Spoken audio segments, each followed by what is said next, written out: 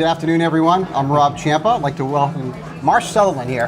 Hey, buddy. CEO of ReferralBonus and FounderMatchup. And we're here today at Voltage Coffee. We've got a beautiful day in Cambridge, Massachusetts. Absolutely. So Marsh and I chatted recently, and we talked a lot about various subjects, entrepreneurship and innovation here in Cambridge and what's going on. So we figured we'd get together and we'd share some of our conversation. Oh, you're laughing. It was a good conversation. It was a good conversation. We share some with the audience. So I get some questions, Marsh, and let's talk about, first of all, you're not from here, no, but now you're a Bostonian. What was your path? Well, I went to high school in Ferris High School in Spokane, Washington. All my first alums out there are very proud of what I'm doing out here, trying to help change the world. Went to undergrad at PLU in Tacoma and went to Arizona State University where I got my MBA and my law degree. One thing that's consistently been in my past, which I now realize, is I'm definitely a change agent, a person who wants to take my own personal efforts and leadership and my connections to change the world. And I'm doing that through FounderMatchup ReferralBonus. I had another startup called SocialGrow a while ago. But yeah, I'm basically out to change the world. I see things that piss me off and I try to do my best to fix them. So let's talk a little bit about ReferralBonus and FounderMatchup. And you mentioned some things kind of piss you off to motivate you. Mm-hmm. So you're one of these guys who channels energy. Definitely. So why'd you start? Well, and tell us about them, by the way. Sure. I mean, with ReferralBonus, what we're doing is we're essentially destroying the entire hiring market worldwide. It's like a $420 billion market. It's completely obsolete. Basically, job ads on Monster and Dice are simply no better than classified ads. There's no personal relationship there whatsoever.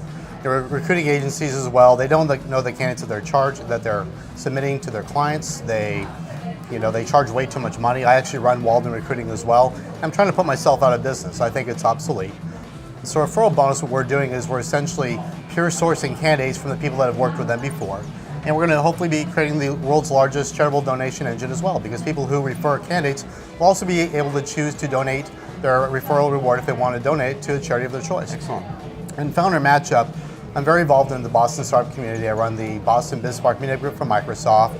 I'm very well connected in the Boston area. As a recruiter, I know lots of people. And people are always coming to me saying, Marsh, do you know a CTO? Marsh, do you know a CEO or CMO?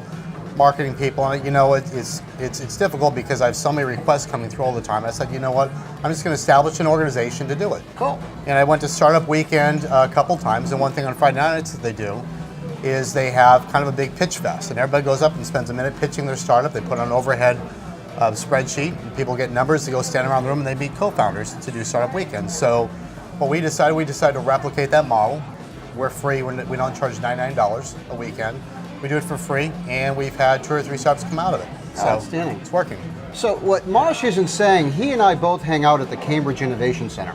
Yes. Okay, so now the Cambridge Innovation Center, right around the corner here from Voltage, and we want to thank Lucy from Voltage for allowing us to do some shooting here. So, in a call out to Tim Rowe, so hopefully Tim will like our video. But I was talking to Tim, he's like, Rob, there were over 400 companies in the Cambridge Innovation Center. Mm-hmm. And just a hotbed of activity. Everybody's walking around with ideas, there's meetings in the hallways, there's free espresso there too to keep us all caffeinated. Espresso always works. Yes. Now what you see, you're dealing with a lot of folks, you're putting folks here and there, so there's a need for innovation. So does the skill set for innovation change these days? What are you seeing? I mean, are you looking for innovative people, or do some situations not really work for innovative people? What do you see out there? Well, in terms of skill sets, it's often people that do pattern matching. Like if they can see how things are done now, if they can learn about new technology that can make things better or completely disrupt it, that's one good skill set. The whole pattern matching, seeing a better way of doing things. Another skill set you need to see is with entrepreneurship, you need someone who has drive, motivation, who will do whatever it takes to get stuff done. Technically, it's mostly Ruby on Rails for development. Dev stuff. Yeah, iOS is important. HTML5 and CSS3 are the hot front-end technologies, combined with JavaScript. And we're also seeing a real need for designers. We don't have enough designers here in the Boston area. But really, it has to do with, people having the drive to do something to change the world. Those are the startups that I believe in. Okay, so what about marketing guys like me? Is there no hope? Search engine optimization. Obviously, social media marketing is a huge thing. And I see a real disconnect here in the Boston area between the social media marketing community and the startup community. And unfortunately, there's a lot of great startups out there, but no one in Boston, but no one really knows about them because they don't really tweet. They don't really do the Facebook like page. They really don't know how to get noticed. They don't do Hero, helpreporter.com for marketing. There's so many opportunities for them to do that, and they just don't do it. I mean, with SocialGrow, we actually built our Twitter following to over 47,000 people. Oh, wow. And we didn't even launch a product.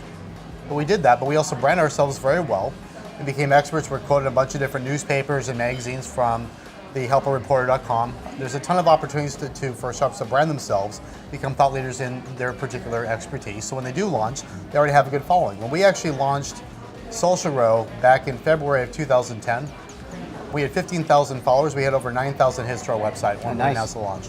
Nice, So. Interesting. Let's go back to the social aspect. And I have the opportunity to meet with just a ton of marketing people. Right. I'm involved in the community here as well. And I'm seeing a shift. There seems to be folks that are from the marketing side that are embracing social and embracing, whether they like it or not, the technology aspect. And then there are folks that are kind of like in 1994 saying, you know what, I don't want to embrace this stuff, and I've done this for years. I'm seeing that split. Right. Are you seeing it in your world as well?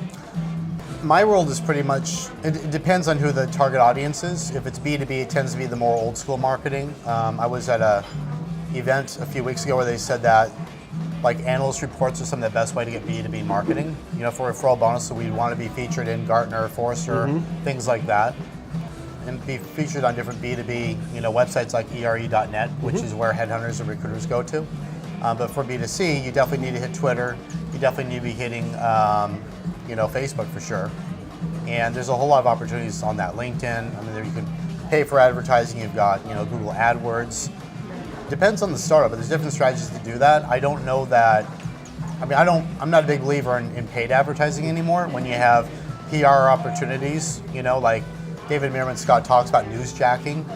Like with ReferralBonus, I want us to jump on the whole unemployment, constant stream of, what's the unemployment, how to find a job, jump on that. With ReferralBonus being an expert place to do it. I like how HubSpot has demonstrated a lot of thought expertise in inbound marketing. And we'd like to do that with ReferralBonus, where we become a knowledge center for both people looking for jobs and people that are looking to hire the best talent. So I think that it's definitely the way to go. It's the cheapest way to go. It doesn't cost $100,000 anymore to launch a startup. You can do it for much cheaper, and see if it works or not. Oh, the tools are amazing. So speaking of startups, you don't consider yourself an entrepreneur. No, I don't. Okay, you said, I've started this, I've started this, I've started this, and what's it take to be an entrepreneur? You're talking to somebody who's actually, started a company as well, and it's like, and what's the line? I know, some people think I'm an asshole when I say this, but I don't want to be a wannabe. I want to actually make money at my business. I want to make some revenue. And so up until I actually make a dime on what I'm doing for ReferralBonus, SocialGrow, frankly, I just think it's kind of a hobby, I'm more passionate about that, not to have any potential investors watching this think I'm not serious about it. If they saw how hard I work, trust me, I'm on a mission. I'm on a mission to change the world. But I don't want to consider myself to be an entrepreneur until I actually make money at it, We've actually made a couple placements with ReferralBonus, being half automated and half manual, so it works. People like the idea. But I want to make a dime. I want to make $1 at it. I want to be the guy who puts that first check or whatever, on the wall and I frame it. Yeah, perfect. I want to do that. So. That's a great philosophy. I notice here in Kendall and in Boston versus 495, which has become a little bit more laid back. There's more of a buzz, and I'm seeing a lot of younger people, both men and women in their early 20s, not having to, they don't want to crawl that through the corporate mud for 10 years and then go and do something. I'm seeing folks jumping into it earlier. Are you seeing that as well? Yeah, right now it's like a gold rush. Everybody and their brother wants to be an entrepreneur. They say, I'm an entrepreneur. There's lots of people out there that go to different events. We have different events every night, and they haven't graduated college yet. They don't have an idea. They say, I'm an entrepreneur. It's like, really? What's your idea? I don't have one yet. I was like, shut up. Why don't you go home and do some work and get a freaking idea, and then work on it? There's way too many events right now, and people become part of the technorati.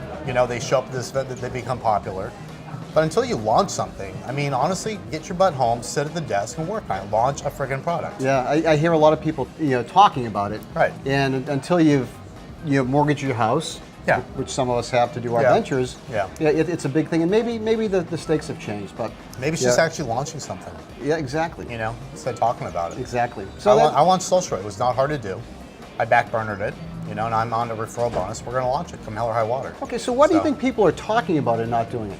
Is it just I don't bravado? know. Is it because younger people are I doing don't know. it? I kind of wonder if some of them have money from their parents and they just want to be cool and hang out. And it's a gold rush. They want to meet the right people. Maybe some idea comes along.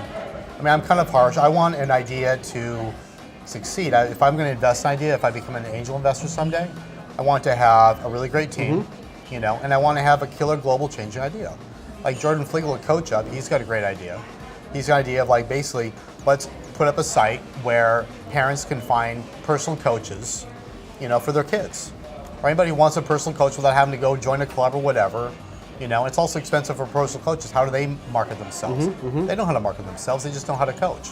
So it's bringing everybody together. So I think CoachUp is a great idea. I believe in the startup. I'm actually an advisor to CoachUp. And ideas like that, he's got a great team. He's a great leader, So those are the people that I like. Some of the younger people that I see that just talk about like, oh, I'm gonna have a blog. Oh, this is a blog about events in Boston. I'm like, really? That's a joke. Yeah, it's a nice to have, makes you popular, but you know what? That's not a world-changing startup. Yeah, so that's a joke. Yeah, it's a great concept, and obviously actions speak louder than words. Right. So, Marsh, you're a believer in giver's gain Absolutely. and being a connector. Yes. How does that play? Obviously, in your business, it's good, but I'm starting to see more of that. How's it play into your business? Because you don't necessarily look for much in return, but you get a lot in return from that, don't you? I do. So in a way, it's like I probably have the biggest favor bank in Boston. I'm always helping people out, But really, it comes down to if you help other people out, it'll come back to you in return. I mean, at least with my recruiting business, I've had people coming to me now for help. I am trying to put myself out of business with ReferralBonus. But it's nice how people come to me for help for their other recruiting because I've helped them in the past. They get to know me. They hear, positive comments. Like I heard like Seth Prebatch at Scavenger said, oh, Marsh, he's a cool guy. I've actually never met Seth in person, but apparently my reputation is getting around from helping people. And, connecting people, helps grow the community. And if I can be a central hub to help people connect, then I'm happy to do that. Beautiful. Now, am I going to owe you a favor for dragging out here to Voltage? No. There. I'm off the hook. You saw Okay, that. good. So, one final question. You've been at this for a while. Looking forward, what do you see coming up? What's the crystal ball? Show. The crystal balls, we put recruiting agencies and job boards out of business. Straight up. We want to do that. We want to help grow the economy. We're in a gold rush right now. We want to go worldwide with ReferralBonus. And eventually, hopefully we'll IPO with that. That's my passion right now. And eventually I'd like to be an angel investor, or a VC someday. Like Jeff Busgang said that in his book, Mastering the VC Game, that his biggest thing that he does for his portfolio companies is recruit for them. And I sent him an email saying, you know what, I'll be really good at that because I already have a big fat candidate database from all the recruiting I've done. So yeah, I want to help grow the Boston startup economy and fix the world. Excellent. Well, we need more folks like you. I want to say thank you very much. Thanks, Rob. And I want to thank the folks at Voltage and take care. All right, cool. Thanks.